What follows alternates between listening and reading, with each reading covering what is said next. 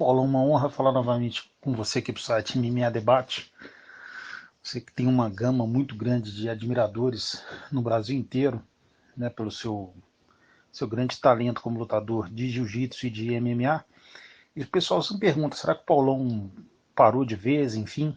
Você teve aquele problema que você tomou um tiro, enfim. E eu gostaria de saber, né, se realmente você encerrou a carreira ou ainda a gente vai ver o Paulão em ação novamente.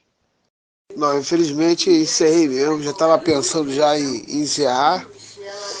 Aí depois desse acidente aí, realmente fica difícil, né, cara? Eu perdi 3 centímetros, né, de comprimento de perna e tive que botar um osso,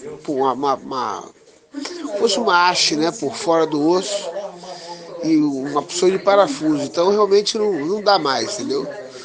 Além de eu estar fazendo quase 40 anos, eu realmente a perna me impossibilitou bastante o meu arco de movimentos. Mas estou bem resolvido, acho que eu fiz o que eu pude. Podia ter feito melhor, né? Mas a gente quando é novo, a gente comete alguns erros, né? Mas eu saio de cabeça erguida sabendo que eu combati um bom combate. Irmão, você que conhece ele, é irmão dele, todo mundo também, igual você, todo mundo quer saber se ele vai voltar a lutar. O Arona, como é que tá o Arona fisicamente? Você acha que ele tá motivado para voltar a lutar? Você acredita que ele vai voltar ano que vem? O que você tem a dizer sobre o grande Ricardo Arona? O Ricardo é um grande amigo, ele fez uma cirurgia agora, né? Ele fez uma cirurgia para poder consertar o LSA, né? O ligamento cruzado anterior. E fez uma cirurgia também para poder ganhar mais. Ele perdeu massa óssea, né? Então ele fez uma cirurgia que ele colocou, se não me engano, foi uma placa para poder aumentar nova, botar a perna dele do tamanho original, entendeu? E, enfim, ele tá muito motivado, cara, tá muito motivado, a gente conversa sempre. Ele disse que vai voltar com certeza, entendeu? Tá bem motivado, tá muito forte, tá trabalhando, tá treinando, entendeu?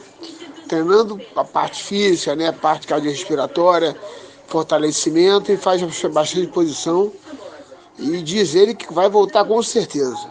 Falar nisso, você dá alguns treinos lá na academia dele, né? Fala aí pra gente como é que são esses treinos que você pratica lá junto com ele. É só na parte de jiu-jitsu ou também na parte de MMA também? A gente procura se ajudar, né? Quando um ou outro vai lutar, né? Então, quando a gente se conhece muito bem, eu e o Ricardo, a gente já conhece muito bem o jogo um do outro, a gente recruta uma rapaziada, colega, né, amiga nossa, e a gente, né, começa a fazer um treino de bloqueio, né, ou seja, alguém batendo na gente, a gente podendo agarrar, ou um treino apenas de submisso para a gente afiar as finalizações, entendeu? Eventualmente nós treinamos juntos, aquele pega pra capar, né, por 2 caixas grossas, e é sempre assim, mais ou menos nesse ritmo, mas com cuidado, né? Porque treino de luta é muito perigoso, a gente não se machucar. Afinal de contas, a gente já tem bastante lesão, né? Então, já tinha bastante lesão, então era um treino bem cadenciado, bem inteligente, entendeu? Para a última luta com o Ninja que eu fiz, foi ele que me ajudou o treinamento, praticamente ele que puxou o treinamento.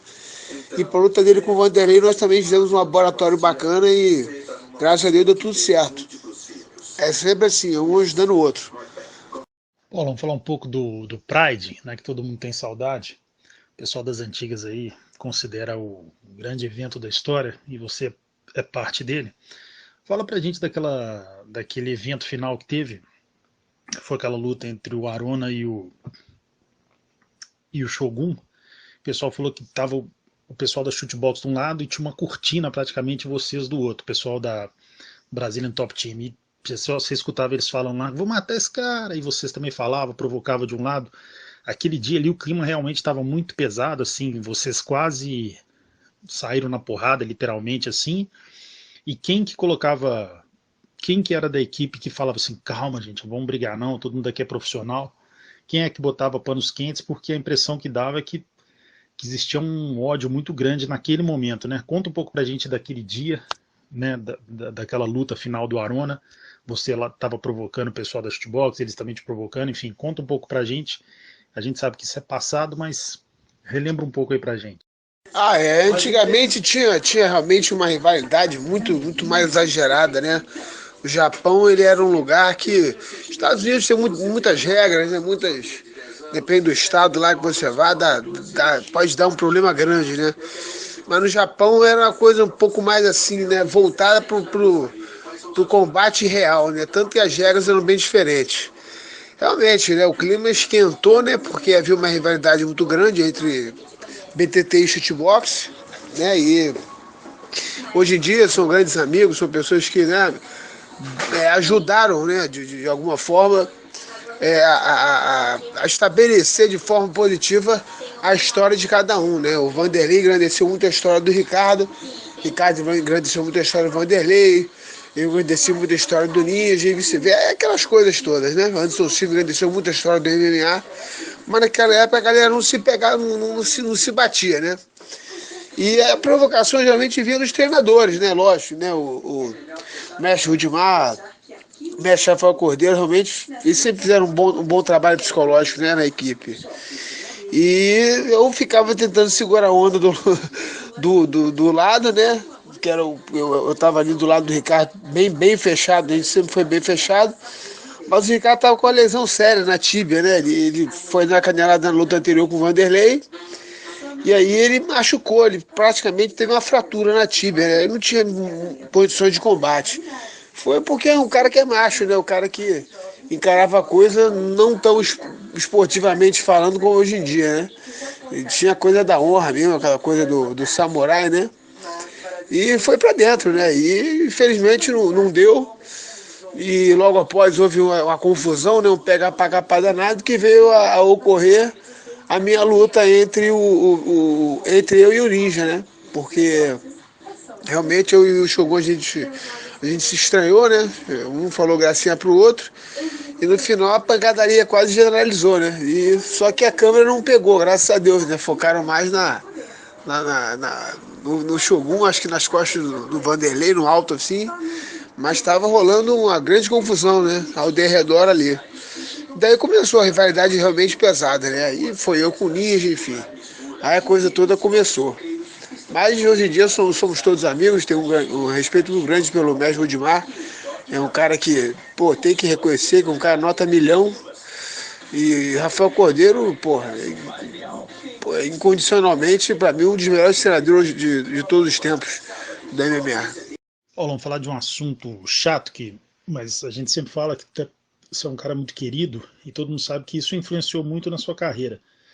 Né, se eu não me engano, até uma luta que você falou, você lutou, você estava sob efeito de droga, que foi uma luta no Maracanãzinho. Deve ter sido até no Bitet, né, que você venceu. Fala um pouco pra gente a sua relação com as drogas, como é que aconteceu, enfim, né, como é que você está hoje em dia. A gente espera e torce para que você nunca mais volte a se envolver com drogas, enfim, a gente sabe que isso é uma luta diária na vida da pessoa, mas conta um pouco pra gente dessa relação que você teve com as drogas. Na verdade, foi uma vez que eu fui ao México e eu tomei um porre muito grande lá, depois de uma luta que eu fiz nos Estados Unidos, e eu não me lembro muito de muita coisa assim certa, não. Só lembro que o cara me ofereceu cocaína na época, eu já tinha 31 anos de idade, eu nunca tinha usado porcaria nenhuma, sempre fui atletão e pô, usei aquela porcaria me deixou ligadão, me deixou animado e tal.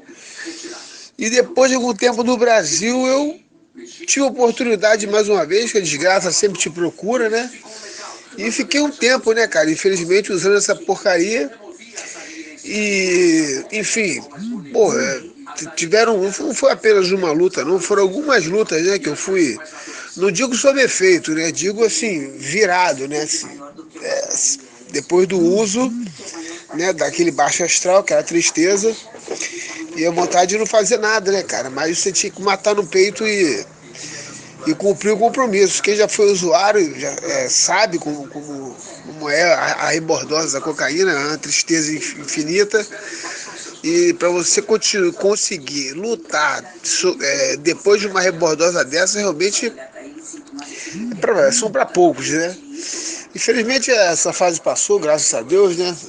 Na verdade eu não fiquei viciado, na verdade eu gostava do efeito, mas depois eu estava com a cabeça em outro lugar, na verdade eu estava com algum problema, sei lá, algum tipo de frustração e descontei na diversão daquela porcaria, né? Mas hoje em dia, graças a Deus, pô, tudo zero, problema nenhum. O problema verdadeiro mesmo foi a minha perna, né? Foi o tiro que eu levei na festa e, enfim, isso realmente que me tirou do jogo.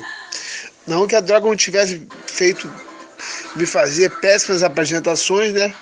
Mas não porque estava sob efeito, e sim porque eu estava treinando, estava só farreando, tipo John Jones, estava farreando, fazendo merda, indo pra rua, festas e festas e festas, entendeu? Eu não me preparava adequadamente para os combates. Paulão, agora tem uma pessoa também que é muito talentosa e também já é a terceira vez que é pego no doping, já teve casos dele com cocaína, enfim, agora com substâncias aí anabolizantes. O que você tem a dizer sobre o John Jones, enfim, e que conselho você daria ao John Jones, que pelo jeito está desperdiçando aí uma carreira que tinha tudo aí para ser um dos maiores da história, se é que ele já não é, né? Pô, o John Jones realmente ele é um jovem, né, cara? As pessoas não conseguem entender que quando você é jovem, né, e se tem tanto poder na mão, né, é difícil, né? É difícil. Né? Alguns conseguem, né? Mas alguns outros, geralmente os fenômenos, né? Como ele, né? Às vezes não conseguem controlar aquela, né? A mesma forma que eles são brilhantes para fazer coisas boas, também acabam sendo terríveis contra eles mesmos, né? E ele teve primeiro problema com cocaína, né? E tal. Acredito que ele tivesse tido o mesmo problema que eu, né? Rock and roll, usou para se divertir, para se sentir mais alegre, mais feliz. E, enfim, e aí rodou, né? Porque ela fica no sangue um bom tempo e os Estados Unidos é um lugar que o uso de cocaína é muito comum, né? Muito comum. Eu fiquei lá um tempo, lá todo mundo é usuário, né? Mas as pessoas sabem fazer o negócio, né? Não pense que lá só tem santo não, porque a droga nos Estados Unidos, como a cocaína, ela é tratada de maneira bem diferente como no Brasil, né? É tratada como doença, como problema. Aqui é tratada como vagabundo, sem vergonha, associação direta ao traficante, ao bandido, enfim. É uma grande ignorância nossa, né? Segundo, e Freud, por exemplo, passava cocaína para os seus pacientes, né? Na época que ele ainda era vivo, né? Cocaína vendia-se em farmácia, para aos poucos que não sabem. E com relação a anabolizantes, cara, eu acho que nesse esporte, o nível que atingiu, eu acho que é inevitável, né, cara? O cara chegar num ponto, no ápice de competitivo, sem que eles consigam, sem o uso de alguma substância, né? Alguns fazem com grandes médicos que conseguem, juntamente com os anabolizantes, usar os bloqueadores, né, que fazem com que no dia do teste você não apresente, né, a droga no exame, que mascarem, que burlem, né? Mas às vezes isso não funciona, né? Mas a pergunta é que fica no ar, né? Eu particularmente tenho certeza absoluta que mais de 95% usa, não tem como não usar, entendeu?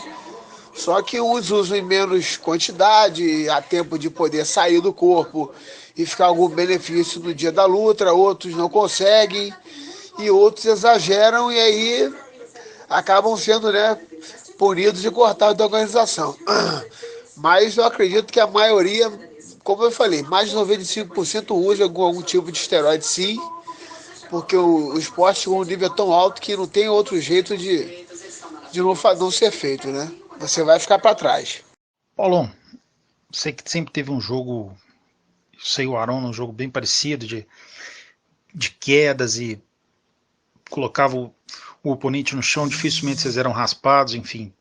Era uma luta ali bem forte em cima do oponente, não dava espaço nenhum para eles respirarem durante a luta. Então, hoje, com o jogo que você tinha na época, você acha que você estaria em qual situação, por exemplo, nos médios do UFC?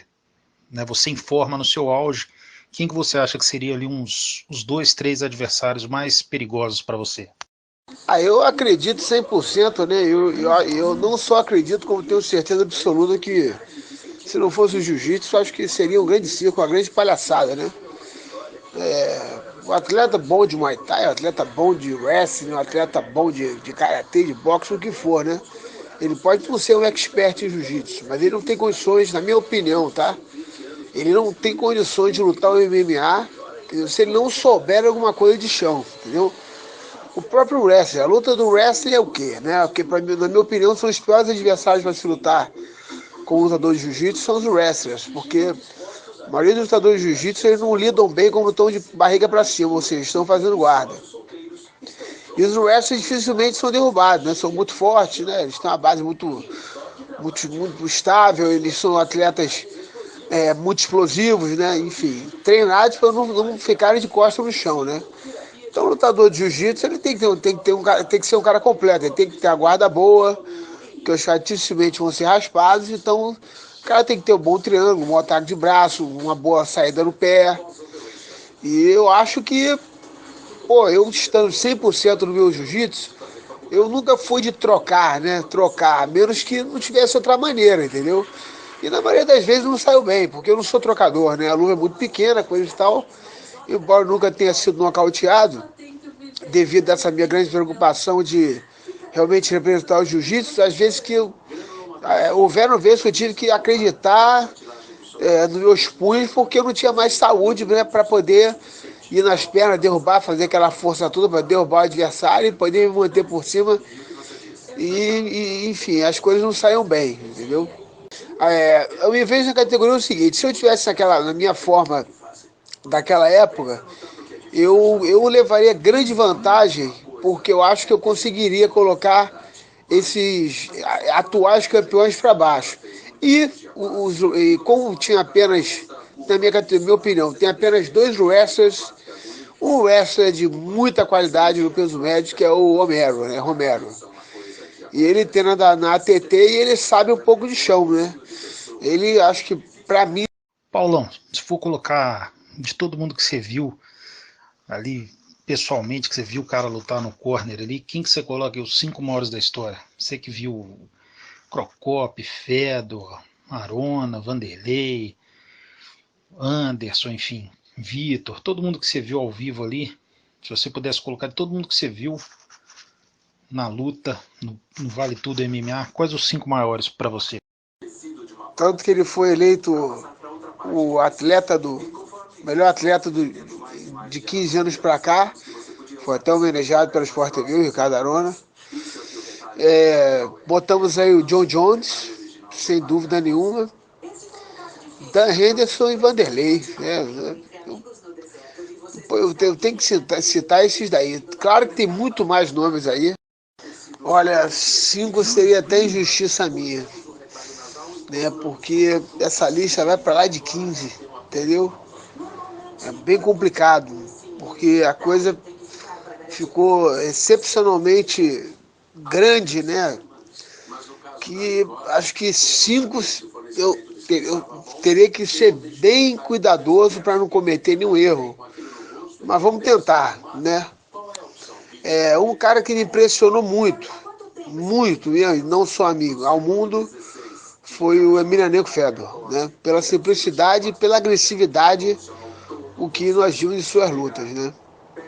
Microcop, outro gigante, né, cara? Um cara com um jogo violentíssimo, um cara na época bem jovem, né?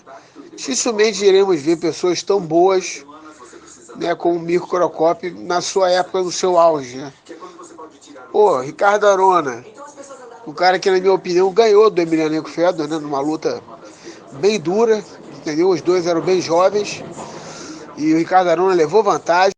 Paulão, a gente sabe que você é pupilo do saudoso mestre Carson e muita gente da nova geração, né, só conhece ele pelas histórias, né, pelo legado dele, não conhece ele pessoalmente, não conheceu ele pessoalmente, enfim. Conta um pouco pra gente quem era o mestre Carson Gracie, né, o pessoal novo que não conhece, e conta alguma história aí pra gente. O pessoal sempre fala que ele era muito engraçado, enfim, tinha um jeito muito espontâneo. Conta alguma alguma história aí do grande mestre pra gente. E fala da importância dele na sua vida.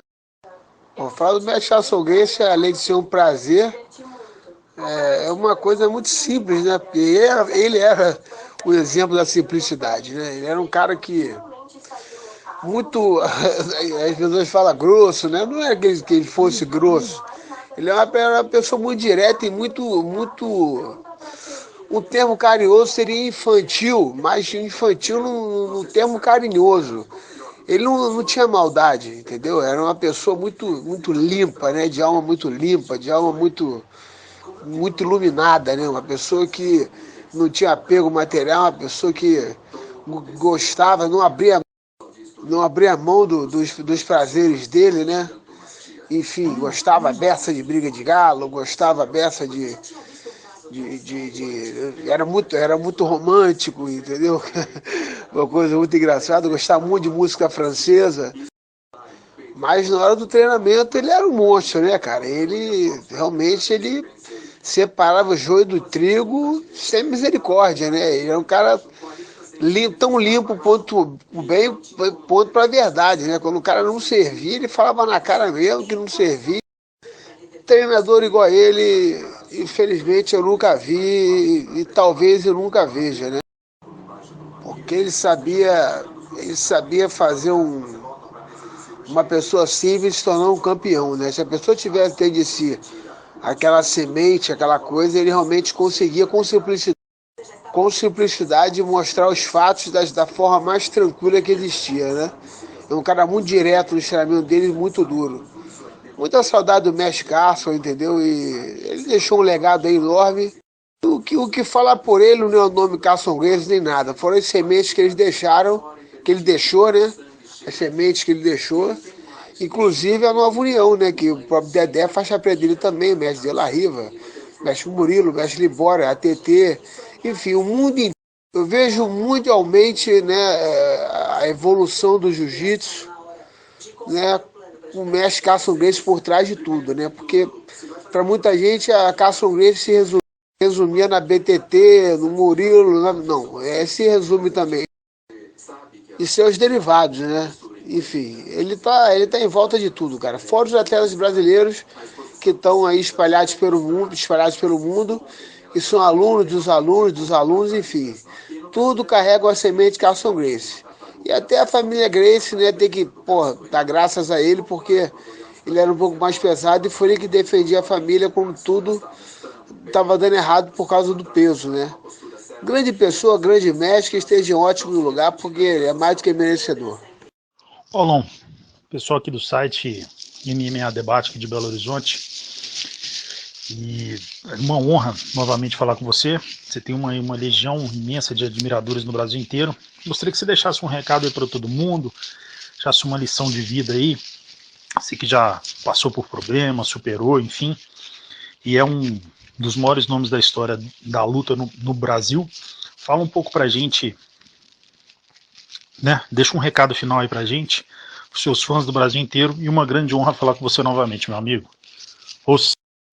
Bom, primeiramente, muito obrigado, né, pela consideração, pela lembrança. O conselho que eu dou, cara, é para correr atrás dos seus sonhos, dizer que para todos não terem pressa, mas para não perderem tempo. As coisas passam muito rápido, né? E os objetivos são fáceis de ser alcançados. Difícil é a gente manter, né, aqueles objetivos da forma como eles foram conquistados. Então é foco, força de vontade, boa vontade, fé, longe das drogas. Se você tem objetivo, você é muito sincero, cuidado com mulher, né? Mulher, da mesma forma que ela ajuda o cara, se não for para ser aquela mulher, ela vai te afundar, ela vai afundar o sujeito. Cultivar boas amizades, né? Quem tem um amigo tem um tesouro. Honrar o pai e a mãe, que o dia que vão embora é a parte de nós que se vai e muitos não conseguem nem se recompor. Aconteceu um pouco disso comigo. Muita fé em Deus, entendeu? Longe de violência, longe de droga, longe de má companhia, longe de confusão.